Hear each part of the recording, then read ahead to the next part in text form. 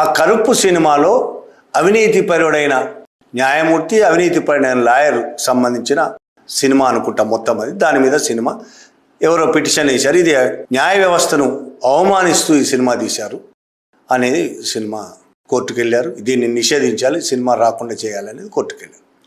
ఆ కోర్టు విచారణ సందర్భంగా 21న తీర్పిచ్చారు జస్టిస్ జిఆర్ స్వామినాథన్, జస్టిస్ వి లక్ష్మీనారాయణన్. ఈ ఇద్దరు తీర్పిస్తూ న్యాయ వ్యవస్థను కానీ జడ్జీలను కానీ పవిత్ర గోవులుగా చూడాల్సిన అవసరం లేదు. కామెంట్, స్పష్టమైన వ్యాఖ్య చేశారు. వాళ్ళు జడ్జీలను, న్యాయ వ్యవస్థను పవిత్ర గోవులుగా చూడాల్సిన అవసరం లేదు. వాళ్ళందరూ ఏం పవిత్రంగా ఉండరు. న్యాయ వ్యవస్థలో కూడా అవినీతి ఉంది, జడ్జిల్లో కూడా అవినీతి ఉన్నట్టు ఈ దేశంలో అనేక కేసులు బయటకు వచ్చినాయి. చాలా స్పష్టంగా తన తీర్పులో చెప్పారు ఆయన.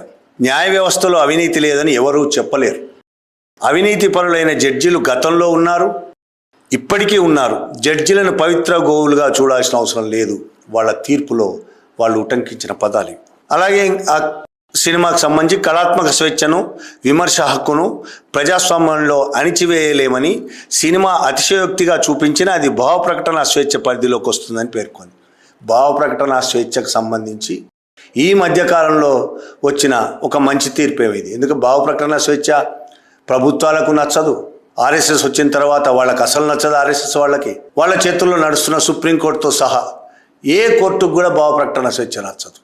రాజ్యాంగం ఇచ్చిన భావ ప్రకటన స్వేచ్ఛ హక్కు ఎప్పుడు కాలరాసి పడేశారు, రాజ్యాంగాన్ని నాశనం చేశారు కాబట్టి. కానీ ఇప్పుడు ఈ కేసుకు సంబంధించి న్యాయ వ్యవస్థలో అవినీతికి సంబంధించి, జడ్జిల అవినీతికి సంబంధించి సూర్యకాంత్ ఏమో న్యాయ వ్యవస్థ అవినీతికి సంబంధించి పాఠ్యాంశాలని తీసిపడేశాడు.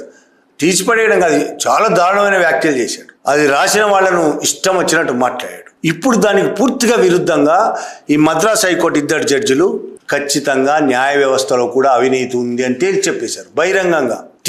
తమ తీర్పులో భాగంగా వాళ్ళేమో పవిత్రమైన గోవులు కాదు అని చెప్పారు. ఇప్పుడు సూర్యకాంత్ దీనికి ఏం జవాబు చెప్తాడో చూడాల్సి ఉంది.